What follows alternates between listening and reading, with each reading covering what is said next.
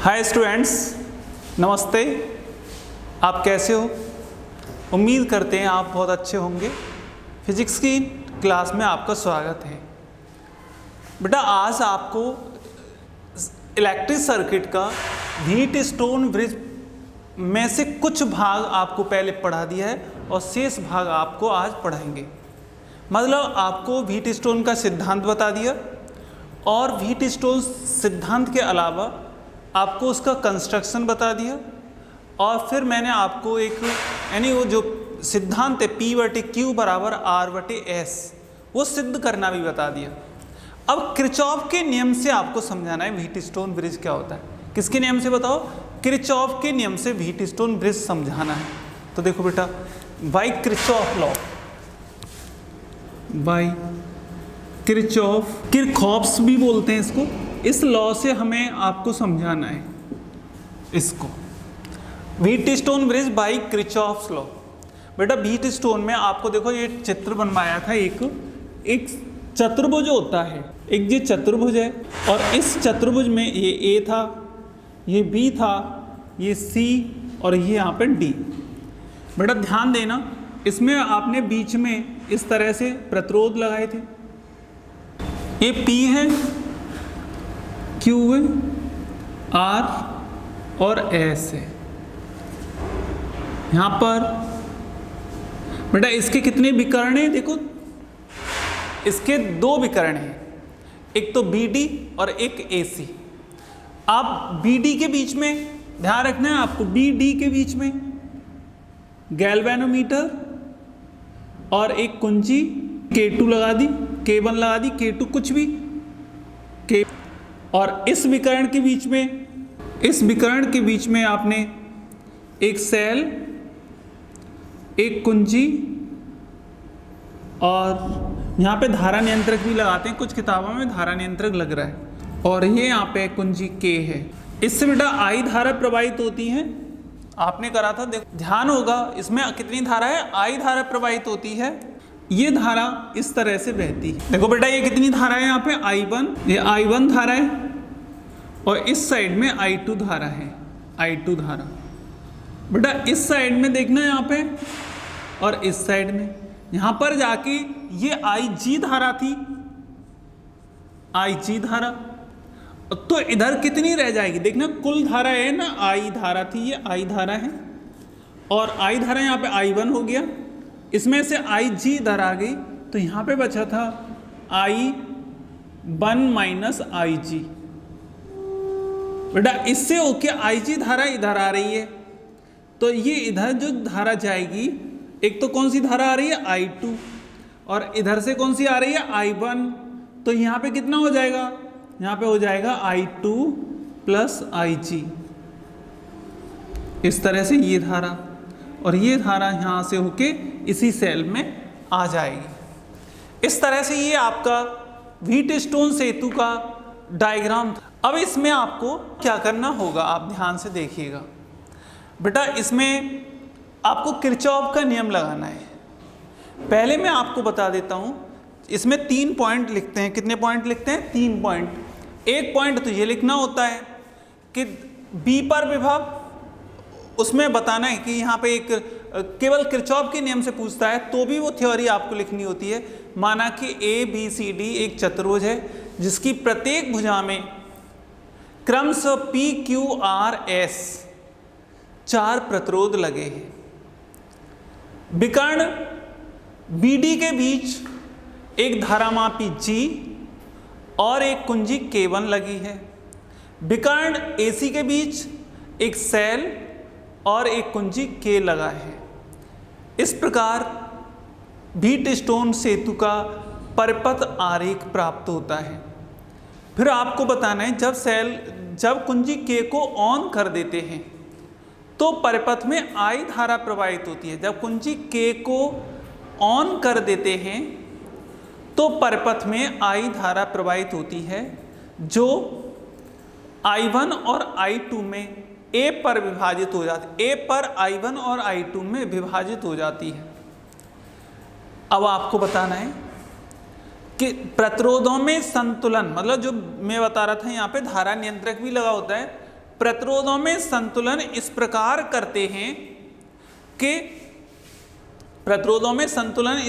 करते हैं कि BD विकर्ण में कोई धारा न बहे।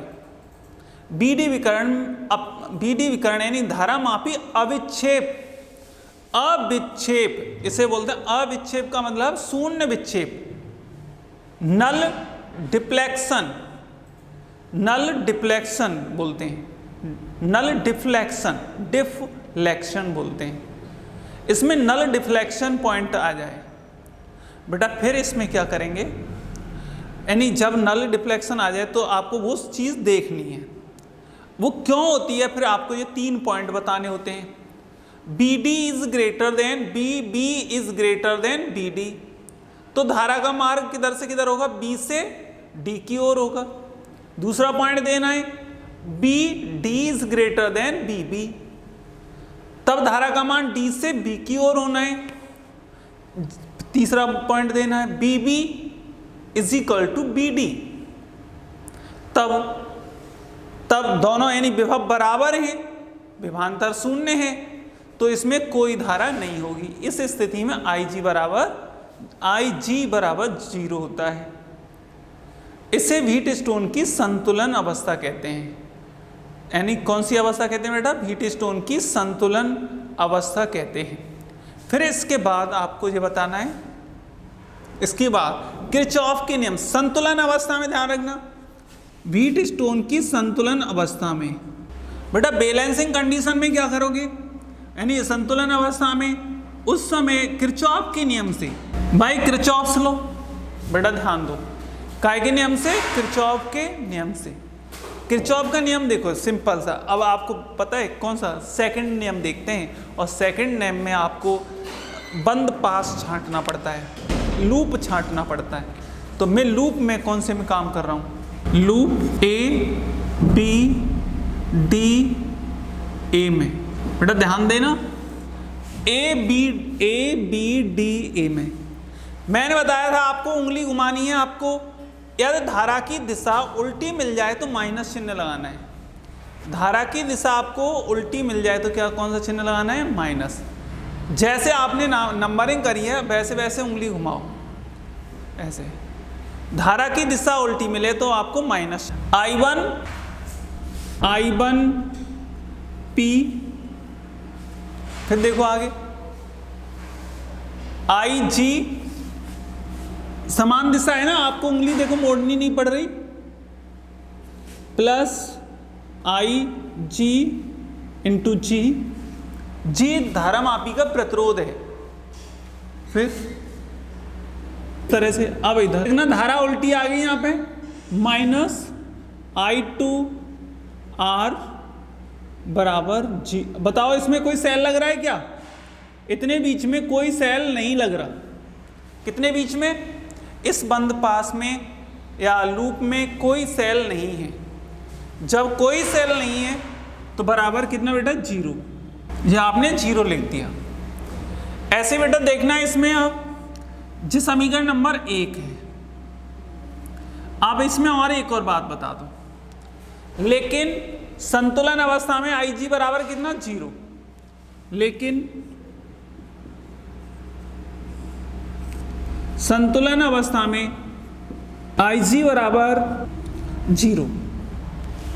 जब IG बराबर 0 होता है तब I1P ये इसका मान कितना, 0, माइनस I2R बराबर 0। I1P बराबर I2R, समीकरण नंबर 1, ये समीकरण 1 है। अब बेटा बंद पास दूसरे में, लूप देखो कौन से में, B C D B में, loop B C D B में, B C D B में ऐसे ही उंगली घुमा दो आप, जरूरी नहीं है मैं कह रहा हूं लूप ऐसे बता रहे हो, आप ऐसे बता सकते हो, D C B D में ऐसे बता सकते हो आप लूप।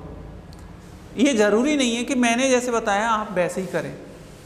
फिजिक्स में सबसे बड़ी बात होती है आपके दिमाग में क्या आ रहा है, सही समझ में क्या आ रहा है उसके अनुसार आपको चलना होता है। बेटा देखो, आप बताओ इधर से आपको करना है कि इधर से, आप किसी भी ओर से, तो मैं इधर से ही कर रहा हूं, बी सी डी बी में इस आप उंगली घुमाना है ऐसे, I1 माइनस IG, ये धारा हो गई, और प्रतिरोध कितना है Q, प्रतिरोध Q। यहां से आप इधर चले, ये देखना धारा विपरीत दिशा में आ रही है, धारा विपरीत दिशा में, तो माइनस जो हो जाएगा I2 plus IG into S, फिर यहां से इधर आए, फिर ऊपर की तरफ देखना धारा फिर उल्टी है, माइनस IG इंटू G बराबर 0, लेकिन IG बराबर कितना है, IG इज इक्वल टू 0। जब जो 0 है तो कितना हो गया, I1 minus 0 Q minus I2, देखो ये आ गया I1 Q माइनस I2S बराबर 0, I1 Q बराबर I2S, ये समीकरण नंबर 2।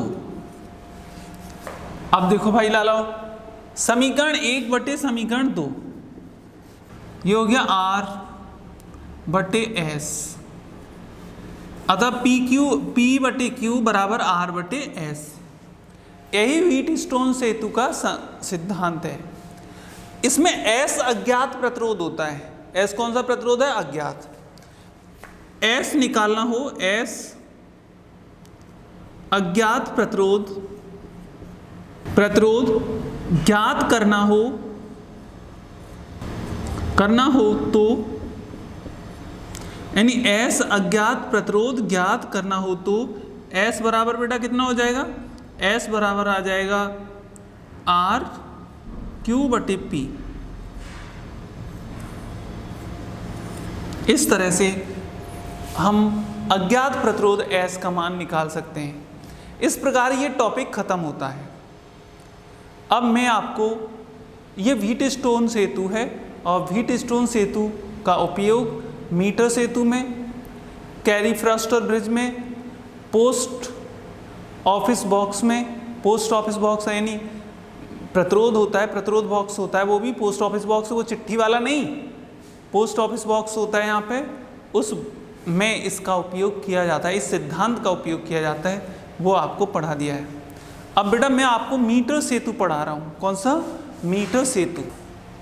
मीटर ब्रिज एक ऐसी युक्ति है जिसके द्वारा अज्ञात प्रतिरोध को ज्ञात किया जाता है। मीटर ब्रिज एक ऐसी युक्ति है जिसके द्वारा अज्ञात प्रतिरोध का मान ज्ञात किया जाता है। यह व्हीटस्टोन सेतु के सिद्धांत पर कार्य करता है। दोबारा सुनो, मीटर ब्रिज, भाई जब मीटर ब्रिज लिख देंगे तो उसका कुछ बात लिखेंगे कि ये क्या चीज़ है और फिर इसका उपयोग क्या है। फिजिक्स में ये सबसे बड़ी बात होती है, पहले ये क्या है और फिर इसका उपयोग क्या है। बनावट, कार्यविधि और सिद्धांत वो बाद की चीज़ है। पहले तो आप बताओ ना ये क्या चीज़ है और इसका उपयोग क्या है, क्यों हम इसे पढ़ा रहे हैं आपको। बेटा देखो, व्हीटस्टोन सेतु एक ऐसी युक्ति है जिसके द्वारा क्या करते हैं बताओ, अज्ञात प्रतिरोध का मान ज्ञात किया जाता है। अज्ञात प्रतिरोध का मान ज्ञात किया जाता है। यह व्हीटस्टोन सेतु के सिद्धांत पर आधारित होता है। इसमें 1 मीटर लंबा प्रतिरोधक तार होता है। प्रतिरोधक तार मैग्नेन या कांस्टेंटन का होता है। कांस्टेंटन, मैग्नेन या कांस्टेंटन या नाइक्रोम का होता है।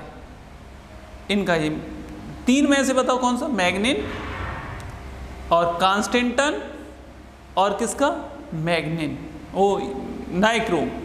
इनका तार 1 मीटर लंबा होता है। 1 मीटर लंबा होने के कारण इसे मीटर ब्रिज कहते हैं। इसे ब्रिज ही क्यों कहते हैं, इसे इसलिए ब्रिज कहते हैं, अभी व्हीटस्टोन ब्रिज पढ़ाया, मीटर ब्रिज पढ़ाया, तो आप इन्हें ब्रिज क्यों कहा गया? ब्रिज मीन्स तो पुल होता है। यहाँ पे दूसरा कौन सा पुल है? यहाँ पर कहाँ पानी बह रहा है? बिल्कुल बेटा पानी ही बह रहा है, देखो कैसे। इसमें एक विकर्ण था, कौन सा विकर्ण था? बीडी। इसमें भी एक विकर्ण आएगा बीडी। जी बताओ ब्रिज का कार्य क्या है, यानी पुल का कार्य क्या है? आप बताओ कि पुल का कार्य क्या है? पुल कहाँ बनाया जाता है? वैसे आप कहेंगे आजकल तो पुल जरूरी थोड़ी है नदी पे ही बने, पुल तो पूरे शहर पे बन जाता है, यानी शहर पे है ना पुल, ऊपर ऊपर तो पुल, नीचे घर बनने, ऊपर होके गाड़ियाँ दौड़ रही हैं, नीचे आदमी रह रहे हैं। बिल्कुल सही बात है, पर मुख्य रूप से पुल जो बनाए जाते थे नदियों पे, नालों पे, नहरों पे, समुद्र में, इन जगहों पे पुल बनाए जाते हैं जिसके नीचे पानी बहता है, यानी हम ऊपर होके निकल सकें आराम से, नीचे होके पानी बहे। अब जो बताओ बेटा, पानी नदी पे पुल बनाए पर पुल पर होके पानी नहीं बहता है ना, पुल के नीचे होके पानी बहता है, यानी पानी का पुल पर कोई प्रभाव नहीं पड़ता। समझ में आ गया? ब्रिज पर उस पानी का कोई प्रभाव नहीं पड़ता। ऐसे ही जो बीडी विकर्ण है, पूरे परिपथ में धारा बह रही है, परंतु बीडी यानी संतुलन अवस्था में बीडी विकर्ण में आईजे धारा कितनी है बताओ बेटा? 0। आपसे पूछा जा सकता है मीटर ब्रिज, मीटर सेतु को मीटर सेतु क्यों कहते हैं, सेतु क्यों कहते हैं? क्योंकि इसमें बीडी विकर्ण में कोई धारा नहीं होती।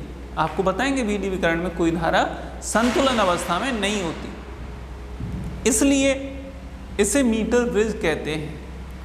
ऐसे ही व्हीटस्टोन ब्रिज क्यों कहते हैं? क्योंकि वहाँ पर भी बीडी विकर्ण में संतुलन अवस्था में कोई धारा नहीं बहती, यानी IG बराबर 0 होता है, इसलिए उसे मीटर ब्रिज कहते हैं, व्हीटस्टोन ब्रिज कहते हैं। बेटा आपको समझना चाहिए। अब मैं आपको यहाँ पे मीटर ब्रिज का कंस्ट्रक्शन बता रहा हूँ। क्या बता रहा हूँ बेटा? कंस्ट्रक्शन। ये एक लकड़ी का 1 मीटर से कुछ ज़्यादा, ये लकड़ी का एक बोर्ड है, 1 मीटर से कुछ बड़ा होता है, ये लकड़ी का एक बोर्ड है। इस बोर्ड पर यहाँ पे एल आकार की एक स्ट्रिप लगी होती है, स्ट्रिप मतलब पत्ती, यहाँ पे एक सीधी पत्ती लगी होती है, ये सीधी पत्ती है, और एक दूसरी पत्ती यहाँ पे है एल आकार की, एक एल आकार की, दूसरी भी ये एल आकार की एक पत्ती है। एल आकार की 2 पत्तियां हैं बेटा, देखो ध्यान से। इसमें यहाँ पर पेच लगा होता है, यहाँ पर पेच लगा होता है, यहाँ पर पेच, इसमें 3 जगह, इनमें 2-2 जगह पेच होते हैं। जो पीतल की पत्तियां होती हैं, पीतल तांबे की पत्तियां होती हैं, ब्रॉन्ज कहते हैं पीतल को, क्या कहते हैं? Bronze, branch. बेटा ये इस तरह से होता है। अब पहले इस पर एक रेजिस्टेंस बॉक्स यानी RB लगा देते हैं, यहाँ पर इस जगह पे RB लगाते हैं, ये अलग इतना तो बना हुआ आता है, और इस पर फिर हम अपनी ओर से जब प्रैक्टिकल करते हैं तो यहाँ पर एक RB लगा देते हैं। इसमें ज्ञात प्रतिरोध डालते हैं, 2 ओम का, 1 ओम का, 3 ओम का, ये ज्ञात प्रतिरोध होता है R। बेटा एक तार लगाते हैं कुछ लंबाई का, कुछ सेंटीमीटर लंबाई का, कुछ सेंटीमीटर लंबाई का एक तार लगाते हैं, वो अज्ञात तार, अज्ञात प्रतिरोध वाला तार होता है, अज्ञात प्रतिरोध वाला तार है जी, इसे S से प्रदर्शित करते हैं। बेटा इसके बीच में ये 1 मीटर लंबा, यही वो तार है जो 1 मीटर लंबा है। किस किस का हो सकता है? नाइक्रोम का, ये प्रतिरोधक तार होता है, नाइक्रोम का हो सकता है, मैग्नीन का हो सकता है, कांस्टेंटन का हो सकता है, कांस्टेंटन का हो सकता है। बेटा यहाँ पर एक पैमाना लगा होता है इस जगह पर, जो इसकी लंबाई को मापने के कार्य करता है। 1 मीटर लंबा, 1 मीटर लंबा ये पैमाना है, इस जगह पर एक मीटर पैमाना है। जो मीटर पैमाना, इस पे चोबों द्वारा, चोबे या पेज के द्वारा कसा होता है। इन 2 टर्मिनल ये AC हैं, ये A है और ये C है। ए सी, ए और सी भाग है, निश्चित है ए और सी भाग है। इससे एक सेल जोड़ना है आपको, एक तार लो और इस तार से एक सेल जोड़ दो, एक कुंजी जोड़ दो, कुंजी, और इससे इसको जोड़ देते हैं। कुंजी के सेल है ये ई, सेल ई है बेटा। इसमें आप क्या करोगे, ये है ना ये है ना डी बिंदु होता है और इससे एक गैल्वेनोमीटर जोड़ो। क्या जोड़ दिया आपने? गैल्वेनोमीटर।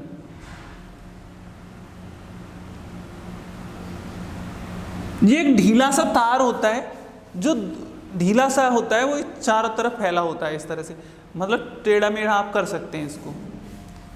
और इससे गैल्वेनोमीटर जुड़ रहा है। क्या जुड़ रहा है बताओ? गैल्वेनोमीटर। और ये टेढ़ा मेढ़ा है और यहां पर ये इस जगह पे एक जॉकी लगी होती है, जॉकी। क्या नाम है इसका? जॉकी, जे। ये बी बिंदु होता है।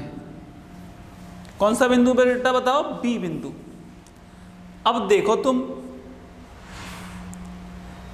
यहां से ए बी के बीच कौन सा प्रतिरोध, बीट स्टोन का ध्यान करो। बीट स्टोन में ए बी के बीच कौन सा तार लग रहा, क्या लग रहा था बता ना, कौन सा प्रतिरोध लग रहा था? बी डी के बीच में पी प्रतिरोध लगा था बेटा। ये यहां से यहां तक पी है इसका प्रतिरोध, पी, और यहां से यहां तक जो लंबाई है ना अपनी ओर से मान सकते हो एल है, ये एल। यहां से यहां तक की जो दूरी है वो एल है। और अब देखो बी सी के बीच में क्या लग रहा था? बी और सी के बीच में क्यू लग रहा था, ए बी सी। सी के बीच में क्या लग रहा था बताओ बेटा? बी और सी के बीच में क्यू प्रतिरोध लगा था। ये क्यू प्रतिरोध है। अब बताओ बेटा, ये यहां से यहां तक 100 सेंटीमीटर था, एल निकल गया तो कितना बचा? 100 माइनस एल। ये 100 माइनस एल हो गया। ये आपका मीटर सेतु है। ये सेल, ये कुंची, ये स्केल, ये copper strip, L shape copper strip, ये रेजिस्टेंस बॉक्स, ये है ना अननोन रेजिस्टेंस, ये गैल्वेनोमीटर,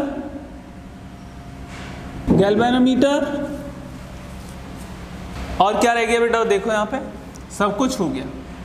इस तरह से ये मान है आपका, ये डायग्राम है, और आपको इसमें चित्र के बारे में बताना है। अब 1 मीटर से कुछ अधिक लंबा एक लकड़ी का बोर्ड होता है, जिसकी चौड़ाई लंबाई की तुलना में कम होती है। जिसकी चौड़ाई लंबाई की तुलना में, क्या लंबाई 1 मीटर, चौड़ाई 10-15 सेंटीमीटर, चौड़ाई लंबाई की तुलना में बहुत कम होती है। फिर आपको बताना है इसमें, इस बोर्ड पर सिरों पर एल आकार की कॉपर की पत्तियां लगी होती हैं 2, और इन पत्तियों के बीच में एक तीसरी पत्ती, सीधी पत्ती, कॉपर की सीधी पत्ती लगी होती है, पत्ती को स्ट्रिप लगी होती है। इस प्रकार 2 कॉपर की, 2 एल आकार की और एक सीधी पत्ती चित्र के अनुसार लगी होती है। पहले एल और एल पहले खुले भाग में, ऐसे बताओ, मीटर सेतु के पहले खुले भाग में एक रेजिस्टेंस बॉक्स लगा देते हैं। दूसरे खुले भाग में अज्ञात प्रतिरोध वाला तार लगा देते हैं, अज्ञात प्रतिरोध वाला तार लगा देते हैं, जो एस है। अब देखो इसमें आपको ये बताना है, एल आकार की दोनों पत्तियों के बीच में नाइक्रोम, मैग्नीन या कंस्टेंटेन का 1 मीटर लंबा तार कसा होता है। किसके? दोनों एल आकार की पत्तियों के बीच कितने मीटर का? 1 मीटर लंबा यूरेका या नाइक्रोम का तार लगा होता है। कंस्टेंटेन, मैग्नीन या नाइक्रोम का तार लगा होता है 1 मीटर लंबा। इसकी लंबाई को मापने के लिए इस पर एक पैमाना लगा होता है। पैमाना 1 मीटर लंबा पैमाना भी लगा होता है। इतना बताना है आपको। कार्यविधि बताएंगे। जब कुंजी K को ऑन कर देते हैं, जब कुंजी K को ऑन कर देते हैं और धारामापी G में विक्षेप को पढ़ने के लिए, धारामापी G में विक्षेप को पढ़ने के लिए जॉकी को AB तार पर स्पर्श कराते हैं। जॉकी को जगह जगह, जॉकी J को जगह जगह पर, जॉकी J को जगह जगह पर AB तार पर स्पर्श कराते हैं। जब A सिरे की ओर जॉकी को स्पर्श कराते हैं तो धारा माप किस पर बेटा? देखो, A सिरे की ओर जॉकी को स्पर्श कराते हैं, स्पर्श कराते हैं, जॉकी को स्पर्श कराते हैं तो धारामापी में विक्षेप एक ओर आता है। और जब C पर जॉकी को स्पर्श कराते हैं, जॉकी को किस पे? A पर स्पर्श कराते हैं तो धारामापी में विक्षेप एक ओर आता है। जब जॉकी को C की ओर स्पर्श कराते हैं तो विक्षेप धारामापी में दूसरी ओर आता है। बेटा जॉकी होती है जैसे हमारा स्क्रू ड्राइवर होता है, इस टाइप की, उसमें तार बंधा होता है। उससे जैसे ही आप AB तार पर स्पर्श कराएंगे, यदि A की ओर आपने स्पर्श कराया है तो धारामापी में विक्षेप एक ओर आता है। यदि इसी तार पर जॉकी को C सिरे की ओर स्पर्श कराते हैं, किधर की ओर? C सिरे की ओर स्पर्श कराते हैं तो विक्षेप दूसरी ओर आता है। मतलब पहले सुई इधर होती है तो दूसरी ओर स्पर्श कराने पर सुई इधर होती है। पहले सुई किधर है बता बेटा? इधर। देखो ऐसे 0 है और 1 2 ऐसी। अब सुई ऐसे है, जब आप एक ही ओर स्पर्श करा रहे हैं तो ऐसे आ जाएगी या ऐसे आ जाएगी। फिर आप C की ओर स्पर्श कराते हैं तो ऐसे आ जाएगा। तो बताओ बेटा, बीच में कोई ऐसा, जब इधर स्पर्श करा रहे हैं आप तो इधर की ओर विक्षेप आ रहा है, और जब इधर स्पर्श करा रहे हैं तो विक्षेप इधर आ रहा है। तो बीच में कहीं पर एक ऐसा बिंदु भी होगा कि उसका विक्षेप शून्य होगा। आपने समझ ही लिया कि दूसरी ओर विक्षेप क्या होगा? उस पर शून्य होगा। जब शून्य होगा तो उसे कौन सा बिंदु कहते हैं हम? उसे ही नल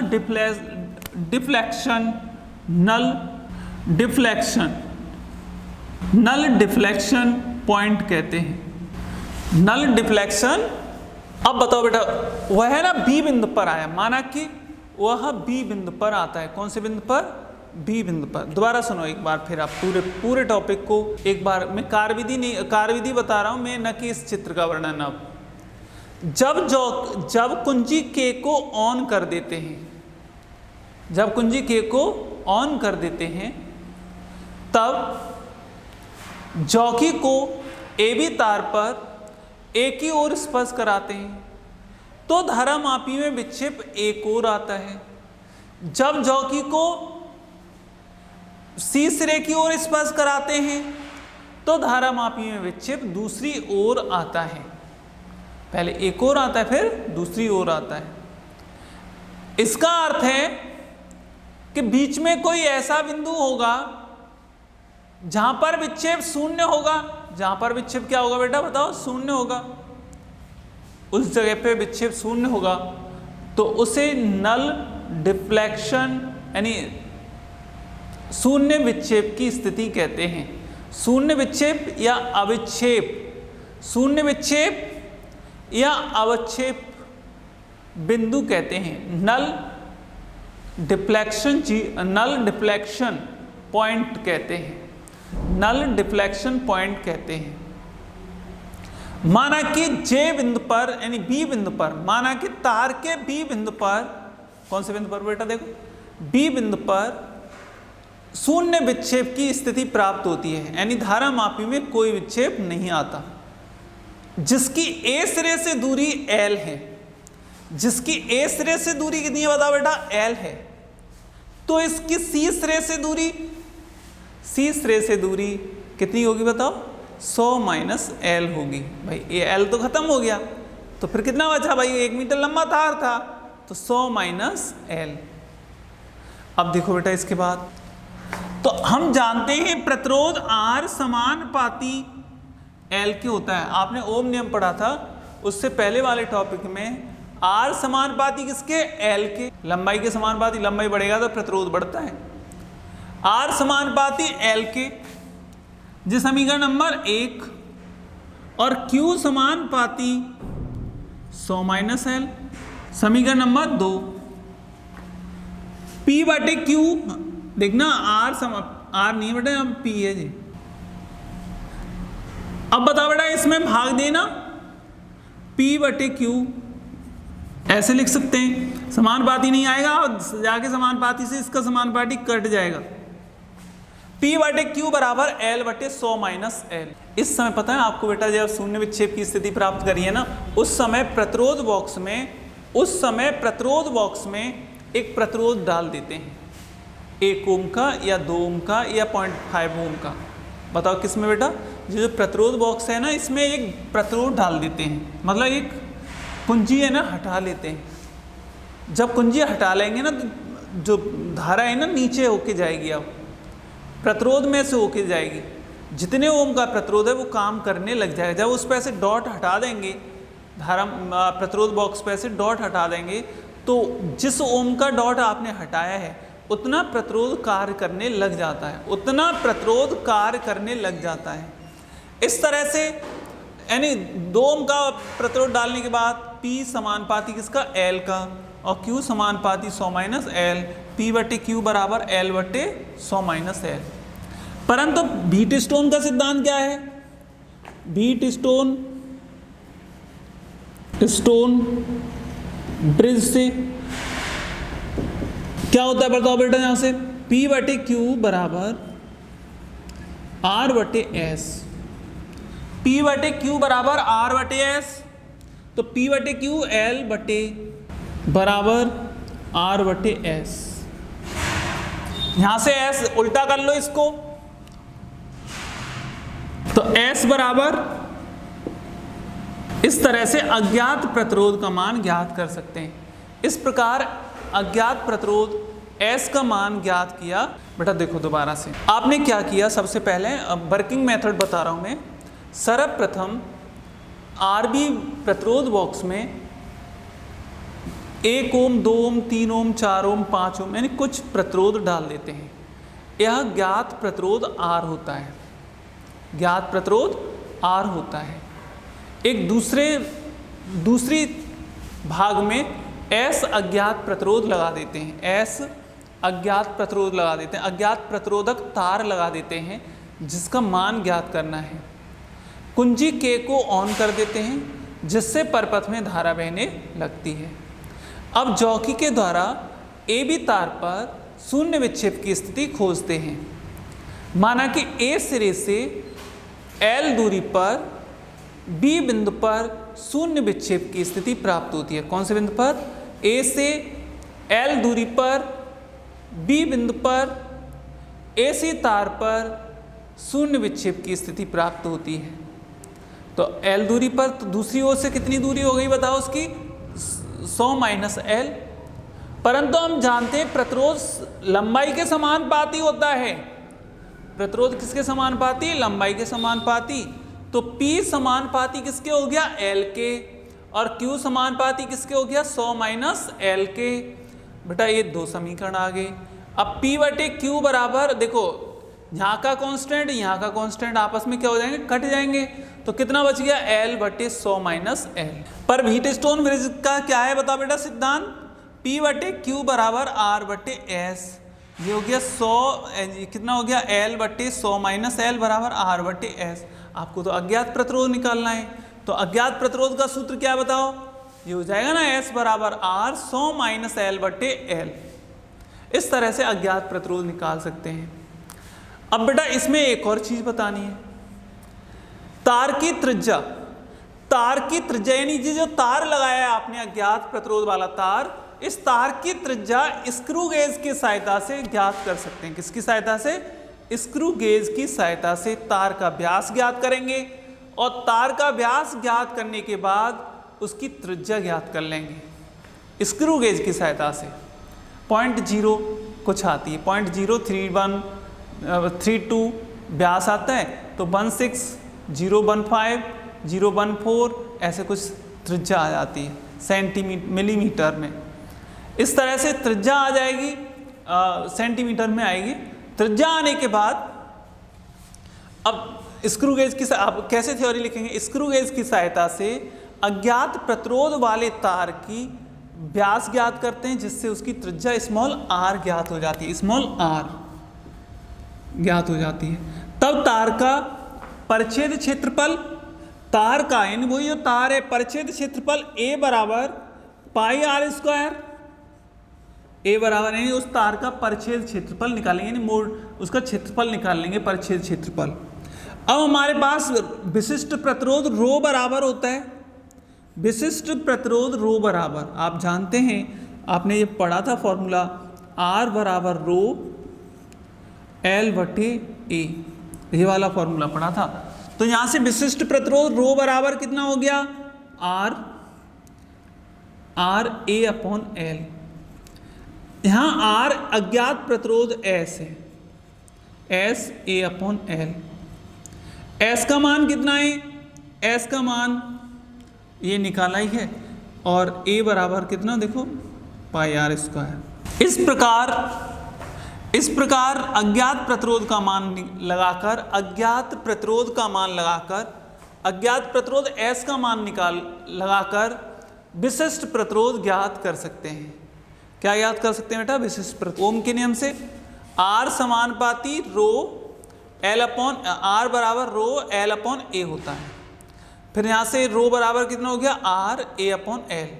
यहाँ R है ना अज्ञात प्रतिरोध है बेटा, अज्ञात प्रतिरोध आपने निकाला ही है, वो S होता है, S और क्षेत्रफल पाई r स्क्वायर अपॉन L। इससे विशिष्ट प्रतिरोध ओम मीटर ज्ञात कर सकते हैं, ओम ज्ञात कर सकते हैं। इस प्रकार ये टॉपिक खत्म होता है। अगले वीडियो में आपको फिर आगे बताएंगे मतलब विभव मापी। ओके बेटा, थैंक